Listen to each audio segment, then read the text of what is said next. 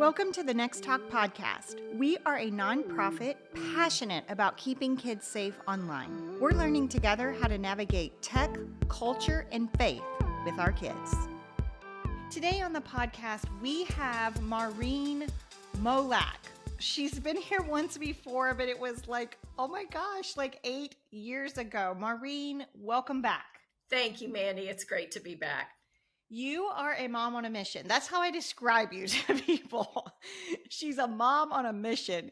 And the mission started many years ago with your son, David. And if you could take us back and just share that story with us, let's start there so our listeners know your heart behind the legislative work that you're doing.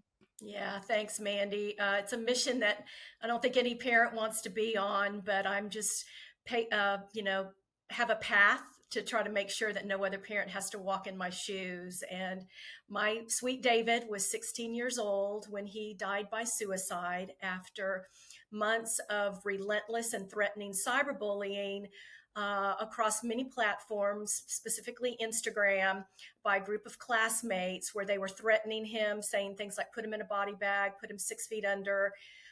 They were threatening him not to come to school, even to the point to where we had to move schools to try to get him away from his perpetrators. What we didn't understand at the time is that cyberbullying doesn't require geographic proximity, and it ended up following him to his new school. But David's story really started before the cyberbullying. About a year before that, David was a great basketball player. He was tall and lanky, and he was really good at it. And he had a serious injury. And while he was rehabbing, he turned to social media and online gaming to fill the void.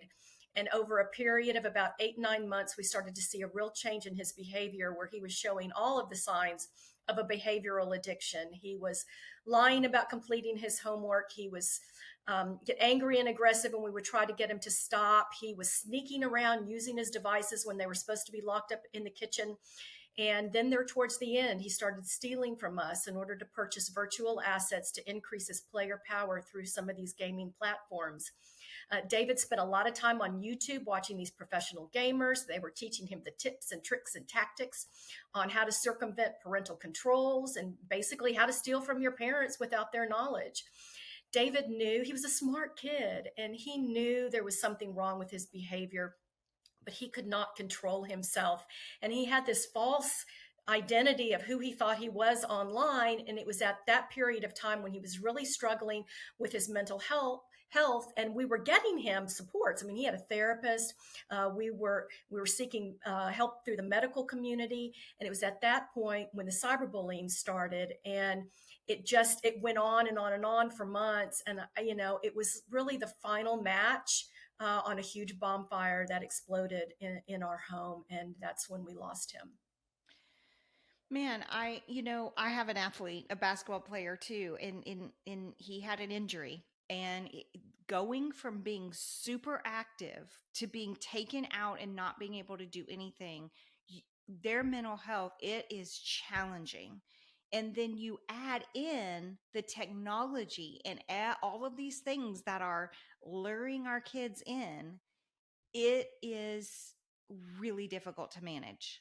Yeah, absolutely. David was the youngest of 3 brothers. And so he grew up in that stage where technology really just exploded. And so he had a much more, a higher interest in technology, because from a little age, he was watching his older brothers. And so he developed, I really feel like from a very early age, more of a sensitivity to it, and was way more drawn to technology than his older brothers were. So it was, if I could go back, of course, and do it all over again, I would do it so completely different. I did not know back then what I know now. And so what I'm doing is trying to hopefully, provide a message that parents can learn from, and maybe take some tips from that. We have a whole generation of parents that are like, like we didn't know. Like, I'm part of that generation, like I would do things differently with how I rolled out a phone to my kids, all of it. because it's been a big experiment and it came crashing at us. And I feel like that's what AI is now. Like we're just now starting to get a handle on social media, and now we have AI crashing, which is a whole new beast Yeah. to parent. And then what's it going to be in 10 years? I mean, it'll be something else as quickly as it evolves. You're so right. You're so right. So ever since the loss of David, I know we met back in, I think, 2016, 2017. You were the first family that I knew of a child who, had been cyberbullied and lost this child. And I remember meeting you for coffee and just hearing your story and cry. Like I just couldn't wrap my mind around that had happened to your son. And then since then, though, you have really gotten involved in the legislative side of things because you are saying there are certain things that would have protected my son in this situation. So the first thing you did was David's Law in Texas. Explain to our listeners what that law is. David's Law it's a comprehensive law. It affects the education code, the civil code, and the criminal code. And what we wanted to do was make sure that we gave tools to parents, students, educators, and law enforcement that didn't exist when we were trying to get help for David at that period of time. What we often heard from schools was that when it occurred off campus, they didn't necessarily have the authority to be able to take action on that. So we wanted to make sure that we gave them the explicit authority to be able to intervene in those situations when it impacted a student's educational opportunities or the learning environment, which it did for David because we had to end up moving schools to be able to get away from it. It also affected the other students at his school that were watching it happen. And many of those students came to us after David died and said how sorry they were crying and sobbing with their parents, and because they had seen it and they'd gone to their parents that night and told their parents, look what they're doing to David. And their parents said, don't get involved. It may turn on you. And that guilt that they felt, that they carried with them, the year after David died, and I'm sure that some of them still remember it today. I occasionally will hear from some of his classmates. But we just wanted to make sure that we were trying to do everything that we could to cover those bases and provide those tools to be able to address cyberbullying and also to be able to give law enforcement some additional teeth. The criminal code talked about fax machines and pagers, and we just updated it to include cell phones and more of gaming systems and electronic devices. And then we provided a civil remedy for parents to be able to get an injunction against a cyberbully, as well as the cyberbully's parents, requiring the parents to make their child stop the cyberbullying. David's Law passed what year? Was it 2017? It was, yes. Okay. So, and then recently, you've been involved in all kinds of legislative, but recently we saw phones being banned in schools. And you also were a part of this law. And I kind of want to understand the heartbeat behind that as well. David's cyberbullying actually started on campus during school lunch. And there were some compromising videos taken between David's girlfriend and another boy. And those videos were taken during lunch and uploaded on social media. And students would come up to David during passing periods and shove their phone in his face and say, "You cannot protect her." And this was all part of a plot. There was a group of boys that were very jealous of David and his girlfriend. And so they were doing everything that they possibly could in knowing that he was in a very vulnerable state, knowing that what they could do to try to torment him and break them up. So, at the time, like this was 10 years ago, the idea of prohibition of cell phones on school campuses, they were just starting to come on school campuses. And we didn't really understand all of the things that those cell phones could do at the time and how much harassment could be caused by them. And so over the several years, I started working on that. But in the back of my mind, I always knew schools were not a place for these devices. I knew that David was using his devices on school grounds during class time where he was playing video games, and he was doing things that he should not have been able to do. And the fact that he had access to those phones and the ability to be able to do that, I knew was very problematic. So that's really why. And then, of course, as everybody knows, the anxious generation, when it came out with Jonathan Haidt, and we all learned of his recommendations of what we could do to help young people and their screen addiction. And one of the four key pieces is phone free schools.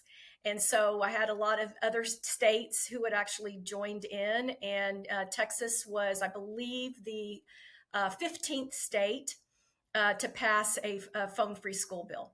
And what are you hearing about it? Because I have a senior in high school, so I've got my own, things Yeah, I want to sure, say. But yeah, what are you hearing about? Because we had a woman on our podcast last season, and she said, the biggest pushback is parents want to get in touch with their kids in the event of an emergency. sure. That was the biggest pushback of all. And so, how do you answer that? And what are you hearing about what people are saying?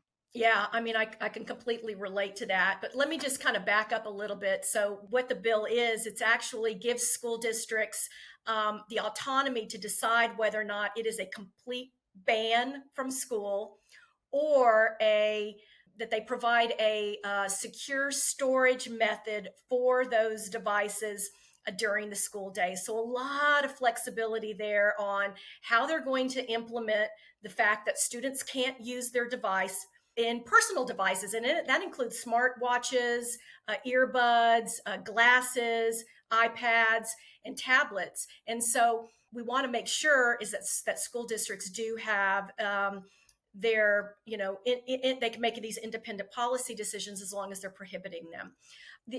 We're hearing that school districts are adopting very well to that. There are ways that kids can get in touch with their parents through their issued devices from the schools. Kids are learning how to email their parents from those devices. Most of the classrooms, from what I'm hearing, have their own either a landline or a dedicated cell phone that students can use in case of an emergency. They can always go to the school office if they have a personal emergency to be able to use that. And then, from the other perspective of, should there be something terrible happening on your school campus, right? We've all experienced that in various ways, and with school shootings. What we're hearing from the security experts and the FBI and all of those individuals that are working in school safety is that it is really best practice for those students not to be distracted by their phones in these situations, because we want to make sure that they are listening to the teacher. If they need to be hiding in a situation, God forbid a ding or a light go off with a school shooter would be able to see that go off and be able to find students that were hiding in a situation, as well as jamming the communication, Wi-Fi and all of that stuff that's coming in, where the law enforcement is trying to get into the school to understand what is going on. But I get it. I was a parent, and with kids in K through 12 school. I don't have them anymore. I'll have grandchildren in the school, so it is something that I really do care about. But as long as we are doing everything we can to make our schools safe, and that there is a way for parents to be able to contact their kids. I think those are all great points. I love too the autonomy of the school district. For my son's school district, they are away bell to bell right now. We'll see if it lasts all year. I'm very hopeful that it's going to. But they are in their backpacks. Like they do have them with them, and so but it is being enforced, to be away all day. And that has been a change in my district, because we used to say we're phone free, but we really weren't phone free. Yeah, yeah, and and that's what we were seeing. Yeah, and yeah, now it's actually and I think that does actually more damage when we say we're phone free and we're not, because then it's like, with parents do try to have like no phones in bedrooms, or no, it's like, well, the lines are blurred at school, so they're going to be blurred here. Like we can't, so we have to mean what we say and say what we mean, right? right. It has to be enforced, It and has to be yeah, enforced. And really there's no flexibility in the actual law. It says there needs to be a prohibition of use for the school day, and that includes passing periods and lunchtime. School districts do have flexibility to increase that, where they could say, okay, during extracurricular activities or pep rallies or field trips, those types of nuances a school district can determine. But really, from first bell to last bell, those devices need to be up. But school districts have the flexibility to determine if that is a complete ban or if it's a storage. What is that storage? As well as what are those discipline measures? And so, giving school districts the autonomy to be able to decide, what's the first warning, second warning, third warning? Is there a grace period as we're all trying to get used to this, parents and students alike? So we're seeing a lot of nuances there. But I am heartened by the number of school districts that have embraced this in a way with the fidelity of the law, reading the plain language in it, following the intent of the law. And I'll attribute that to the fact that those school districts have really looked into what is the value of doing this. What are the positive outcomes that we are going to see? What is the research showing us? And if they really dig into that and they're able to talk to parents and students about, this is not punitive. We're not doing this to be the bad guy. This is because we care about you. We want you to have a 6.5, 7 hour, distracted free, disruption free day, because we have your mental health and well-being at top of mind here. And we know that if that is not in a good spot, then you can't learn. And we're going to provide the best learning environment for our young people. Well, I mean, how many good teachers are we losing because the behavior of kids is out of control? And a lot of that is phone use. Immediately when I saw the law passed, I thought of David because I knew there were videos of him taking during lunch. I know with my own kids, they've been exposed to things by other people's phones at lunch. So when I was like bell to bell, yes, this is it, because this is going to help people delay phones, kids not get exposed on school grounds, the bullying aspect. Right. And even like we've helped people that like teachers are being recorded and made fun of. Yeah.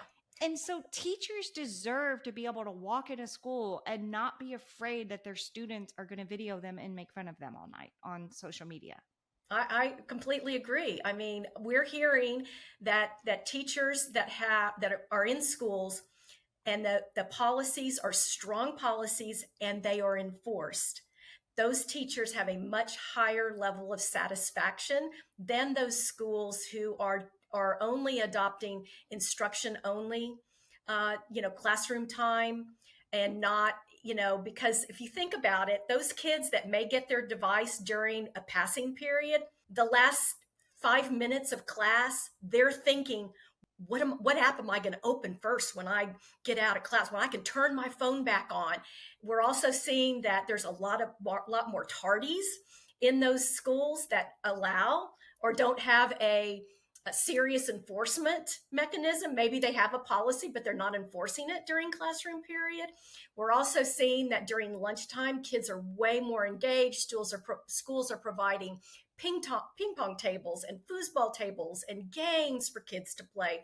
They're seeing much better social interaction among students. Rates of cyberbullying, vaping, and fighting are down in school districts when they are enforcing strong policies. So it really is, it's a win-win for those school districts that are really going above and beyond and following the fidelity and the spirit of the bill. Well, honestly, I think a lot of school districts wanted to ban it. And they tried to by saying, we're going to try this, but then it wasn't enforced. And when it was enforced by the school district, parents got mad and yelled at the school. So then we had an issue where parents and school admin were fighting back and forth about the phones, right? I mean, Yeah. that's what was happening. And so what I love about the law is it just kind of gives an excuse. Nope, this is a law now. It's the law. We're going to do this. Yeah. and we're gonna see how this works. We did a shout out on social media, like, just tell us what you think about it, like, what do you think about this new law? And the responses were so cool, because parents were like, I taught my kid how to fold an 80s note, and my kids are writing notes now, and they come home from school and they're more engaged in conversation, like they're looking at me more. And I'm like, wow, this is really positive Yeah. feedback. Yeah.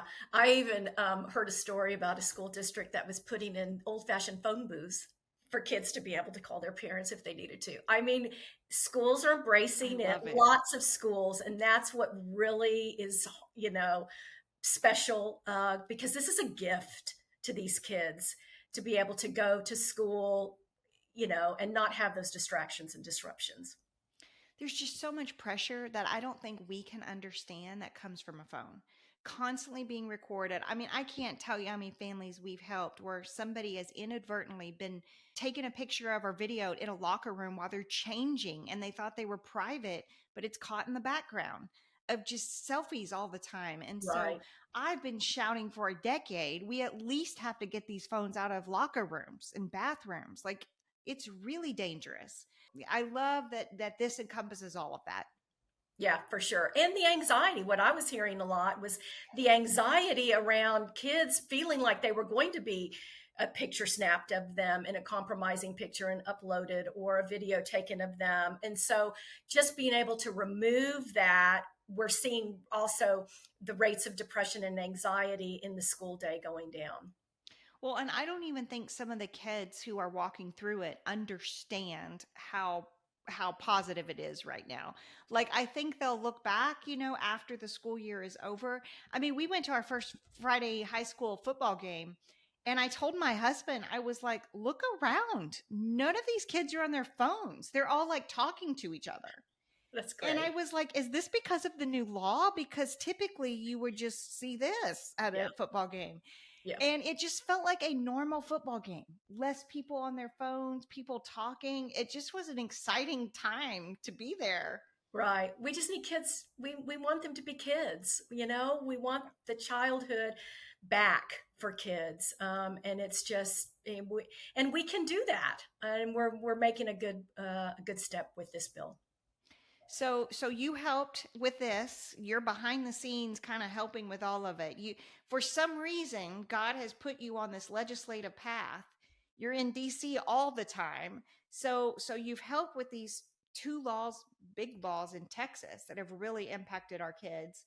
But you also working on the federal side. I have, yeah. For the last 3 years, I started advocating for the Kids Online Safety Act, and that's a bill that basically holds social media companies accountable for their design features that harm kids. So the mental health harms. So those features like infinite scroll and the auto feeds of the videos and make like you know counts and those types of things that are impacting young people's mental health, as well as those physical harms, which are things like drug dealers that are using social media to contact kids and sell them drugs. And some of those drugs are laced with fentanyl. And we've had a lot of families that I've been in communication with that have died, as well as eating disorders and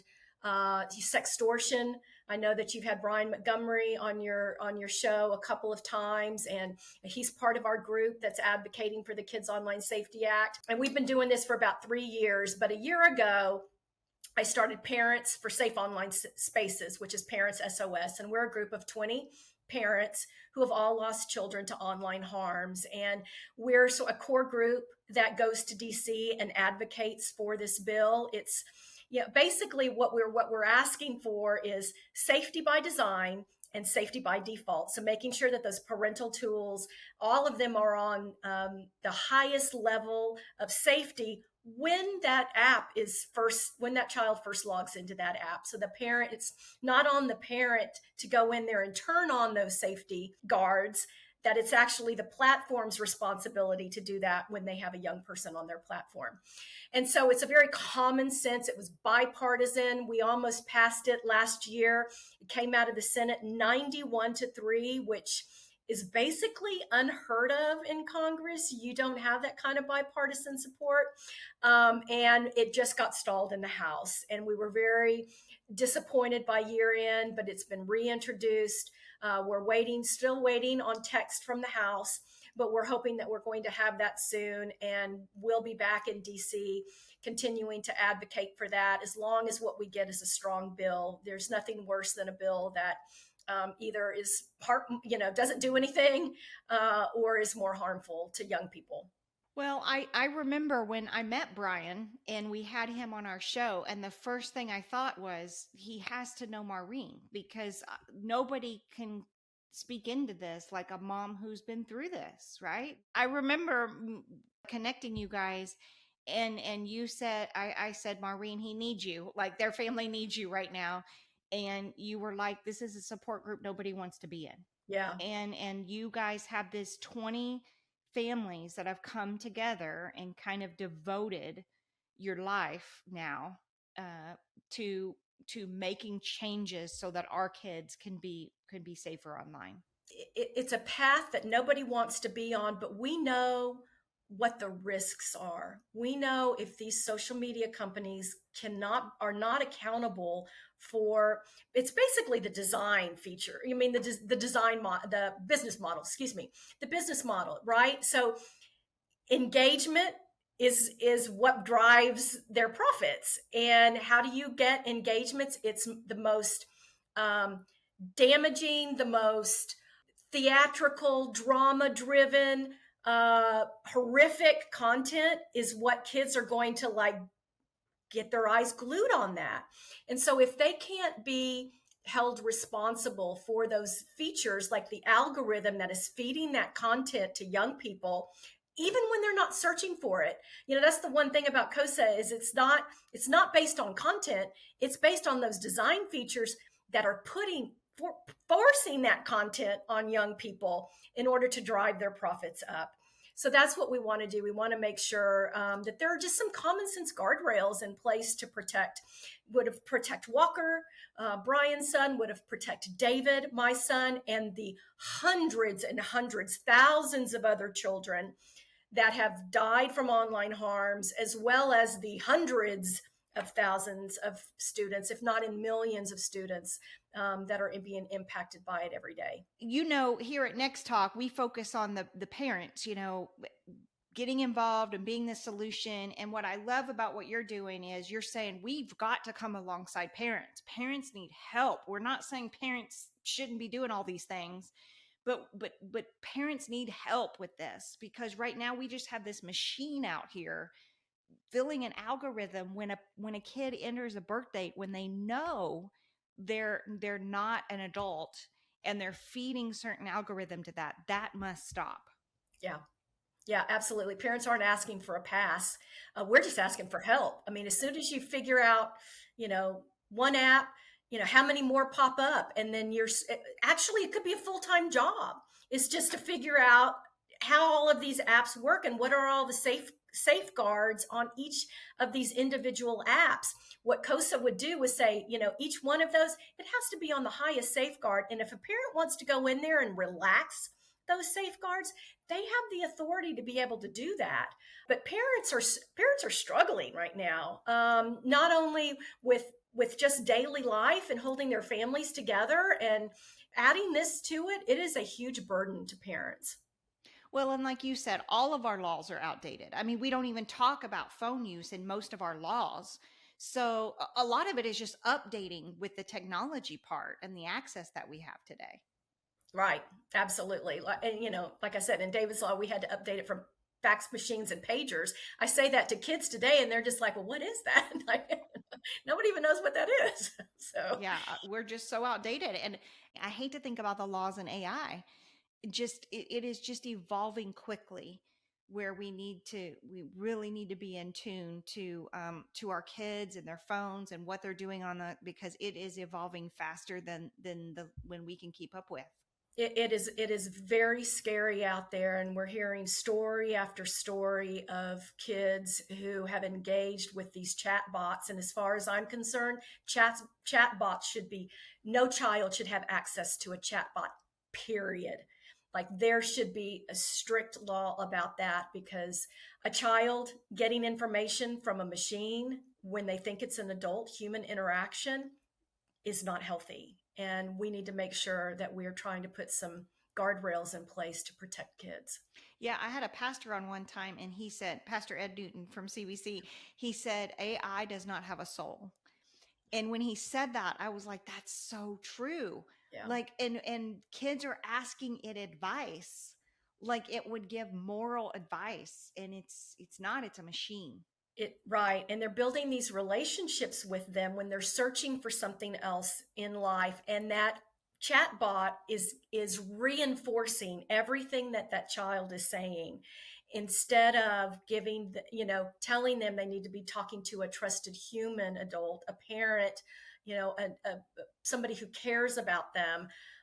Instead, it just keeps reinforcing that negative behavior that child is discussing between this machine and themselves, and they don't understand that. Yeah, it's never been so important to get educated about what's going on, understand, what our laws are, what they aren't, and be able to fill in the gaps for your family. Yeah. Is there anything else you would like to share with our parents, Maurine? I would just like to encourage them to go to parentssos.org. Read the stories, read the 20 stories of the families and the children who have been harmed online, and these parent survivors who are my heroes, that I work with on a daily basis, that are really trying to make the world a better place for every single child out there.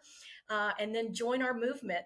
Sign up to get more information about the work that we're doing in Congress to try to put some common sense safeguards in place to protect kids online. I know that parents don't want to read these stories because they're hard and they're scary, but I always push parents into that because, like you, Brian, who I've gotten to know over the years, you guys are good families, Yeah. and it happened to you. So Yeah. I always tell parents, like, we can never say never in our home. And so awareness is key. We can't put our head in the sand and say that's too hard to even grasp that happened. We have to get educated and look it in the face and deal with it. Like, that is just key. Yeah, absolutely. Well, thank you for being here, and thank you for all the work that you do, Maurine. I know you tirelessly work on these laws, and you testify, and you're knocking on doors in DC, and you're saying, we need to talk about this. And nobody ever knows the work that you have put into this. And so thank you for all the work that you do, and just know that we are praying for you and cheering you on. Thank you, Mandy. It was a pleasure. nextTalk is a 501c3 nonprofit keeping kids safe online. To support our work, make a donation at nexttalk.org. nextTalk resources are not intended to replace the advice of a trained healthcare or legal professional, or to diagnose, treat, or otherwise render expert advice regarding any type of medical, psychological, legal, financial, or other problem. You are advised to consult a qualified expert for your personal treatment plan. Our nextTalk podcast is in the top 2% of over 3.4 million podcasts ranked by Listen Notes. But now we're also adding YouTube. So this is a whole new thing we're doing. If you could like, subscribe, and comment on these videos, it would help us so much. We appreciate y'all.